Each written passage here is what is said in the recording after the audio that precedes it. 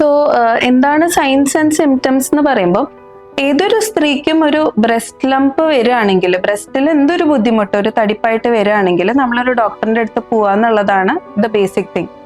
So കാരണം എന്താ വെച്ചാൽ breast cancer is classically painless. അതായത് ബാക്കിയുള്ള അവയവങ്ങളിലെ ക്യാൻസർ പോലെ ബ്രസ്റ്റ് ക്യാൻസറിൽ പെയിൻ അല്ല ഒരു ഇനീഷ്യൽ സിംറ്റം ആയിട്ട് കാണുക.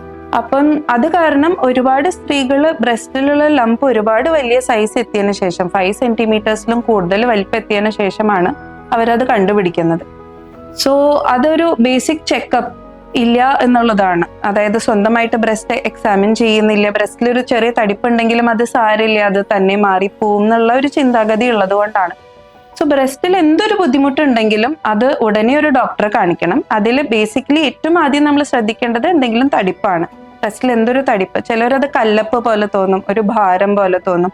എന്തൊരു ബുദ്ധിമുട്ടുണ്ടെങ്കിലും അത് ഉടനെ ഒരു ഡോക്ടറിന്റെ അടുത്ത് കാണിക്കണം. രണ്ടാമത്തെ കാര്യമാണ് നിപ്പിളിൽ വരുന്ന എന്തെങ്കിലും നീര് പോലെ വരിക, ഡിസ്ചാർജ് പോലെ വരിക, ബ്ലഡി ആയിട്ടുള്ള ഡിസ്ചാർജ് വരിക, സ്കിന്നിൽ വരുന്ന ചേഞ്ചസ്, നീർക്കെട്ട് പോലെ, റെഡ്നെസ് പോലെ വരിക, കക്ഷത്തിൽ എന്തെങ്കിലും കഴലകൾ കാണുക, ഇതെല്ലാം can be associated with breast cancer.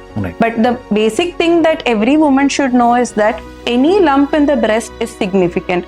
ഏതൊരു തടിപ്പ് ഏതൊരു പ്രായത്തിൽ കാണുകയാണെങ്കിലും it should not be ignored. They should go to a doctor. That is the first thing I would like to highlight.